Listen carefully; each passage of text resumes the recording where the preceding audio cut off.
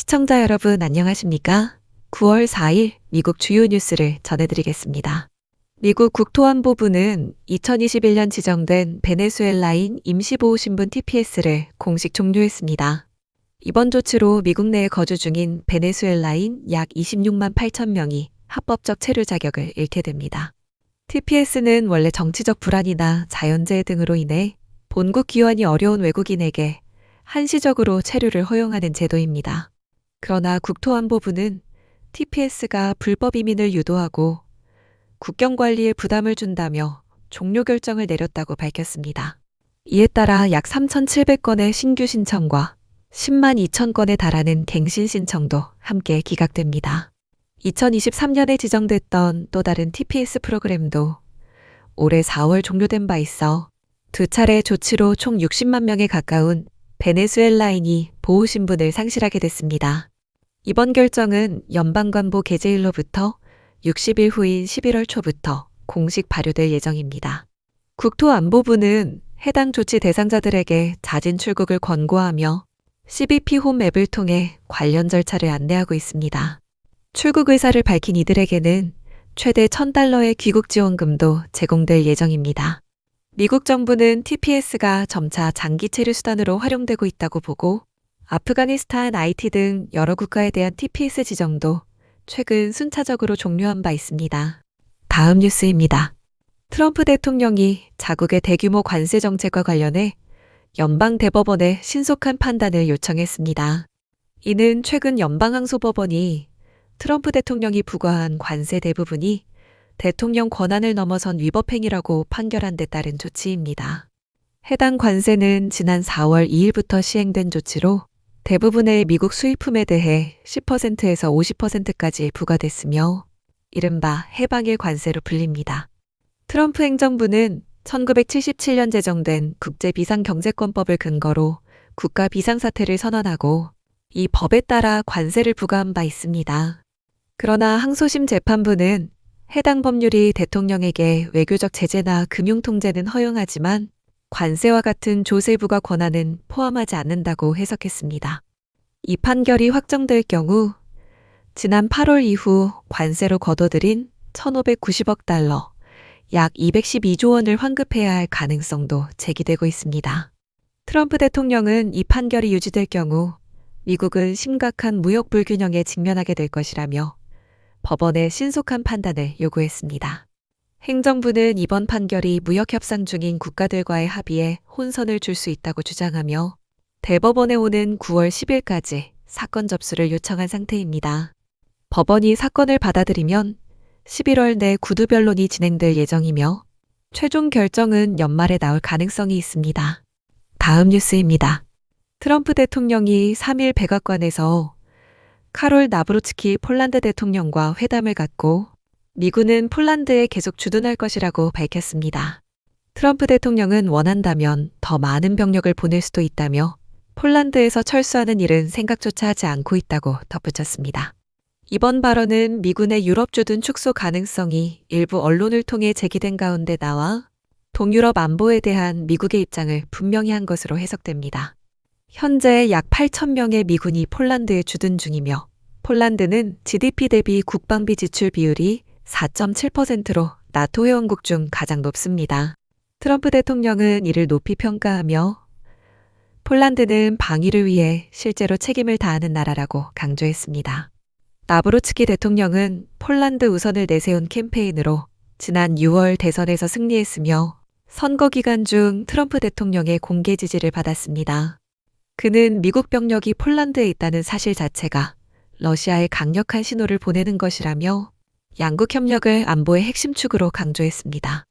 또한 우크라이나 난민에 대한 복지 축소와 나토 가입 반대 입장을 지속적으로 밝혀오며 투스크 총리와는 뚜렷한 외교정책 노선을 보이고 있습니다. 다음 뉴스입니다. 미국 보건복지부 장관 로버트 F. 케네디 주니어가 대대적인 보건정책 개편과 백신 정책 변경을 둘러싸고 상원 청문회에 출석했습니다. 이번 청문회는 최근 질병통제예방센터 국장 수전 모나레즈가 해임된 직후 열려 장관으로서의 리더십과 인사결정에 대한 의회의 우려가 집중됐습니다. 케네디 장관은 올해 초 상원 인준 과정에서 백신 접종을 막지 않겠다고 밝힌 바 있지만 이후 코로나19 백신 접근을 제한하고 관련 연구 예산을 삭감해왔습니다. 그의 조치로 CDC 내부에서는 대규모 사직과 해임 사태가 벌어졌으며 자문위원회 위원 17명 전원이 교체되는 등 조직 내 혼란이 이어지고 있습니다. 이날 청문회에 참석한 공화당 상원의원들 사이에서도 비판의 목소리가 나왔습니다. 재정위원회 소속 톰 틸리스 의원은 인준 당시 발언과 실제 정책이 일치하지 않는다며 설명을 요구했습니다. 상원 다수당 원내대표 존 튠 의원도 혼란을 멈춰야 한다고 강조하며 인사와 정책 변경에 대한 명확한 기준을 요구했습니다. 다만 같은 공화당 내에서도 케네디는 변화가 필요한 시점에 적절한 인물이라는 옹호론도 제기돼 당 케네디 장관은 신뢰 회복을 위한 구조 개편이라는 입장을 유지하고 있지만 이번 청문회를 계기로 의회의 견제가 본격화될 가능성도 제기되고 있습니다. 다음 뉴스입니다. 푸틴 대통령과 시진핑 국가주석의 비공식 대화 내용이 마이크에 포착되면서 생명 연장과 장기 이식을 둘러싼 논란이 확산되고 있습니다. 두 정상은 지난 3일 베이징 테난먼 광장에서 열린 제2차 세계대전 종전 80주년 기념 군사 퍼레이드에 참석해 북한 김정은 위원장과 함께 이동하는 중이었습니다. 현장 마이크에는 푸틴 대통령 통역이 인체 장기를 계속 이식할 수 있고 오래 살수록 젊어지며 결국 불멸도 가능하다는 발언을 중국어로 전달하는 장면이 녹음됐습니다. 이에 시진핑 주석은 21세기 안에 인간이 150세까지 살 수 있을 것이란 예측도 있다고 응답한 것으로 전해졌습니다. 이 같은 발언이 알려지자 미국 이식외과학회 회장인 제임스 마크먼 박사는 장기 이식은 생명을 연장하는 중요한 치료지만 장수를 넘어 불멸에 도달한다는 주장은 과학적 근거가 없다고 지적했습니다. 푸틴 대통령은 이후 기자들과 만나 과학의 미래와 장기 재생 기술에 대해 개인적인 관심사를 나눈 것이라고 해명했습니다. 그는 지난해 신건강보존기술연구소를 설립하고 세포 회복, 신경기술, 장기 재생 분야 연구를 국가 차원에서 본격화해왔습니다. 중국은 바이오 기술을 전략 산업으로 육성하며 투자를 확대하고 있지만 동시에 자국 내 장기 적출 문제를 둘러싼 국제사회의 우려도 여전히 해소되지 않고 있습니다. 일부 인권단체는 중국에서 수감자나 소수민족의 동의 없는 장기 적출 사례가 존재한다는 의혹을 지속적으로 제기하고 있으며 이번 발언이 이러한 윤리적 논란과 결합될 경우 더욱 비판적인 시각을 불러올 수 있다는 지적도 나옵니다. 다음 뉴스입니다. 매사추세츠주 글로스터에서 최근 정체를 알 수 없는 지독한 냄새가 퍼지며 해안 마을이 뜻밖의 악취 해프닝에 휘말렸습니다. 주민들은 하수가 터진 줄 알았다. 썩은 짐승 냄새 같다며 불쾌감을 호소했고 SNS에는 이건 평범한 썰물 냄새가 아니다라는 반응이 잇따랐습니다. 이에 대해 시당국은 원인을 조사한 결과 침입종 해조류인 헤테로시포니아 자포니카가 썩으며 황화수소 가스를 내뿜고 있는 것으로 확인됐다고 밝혔습니다.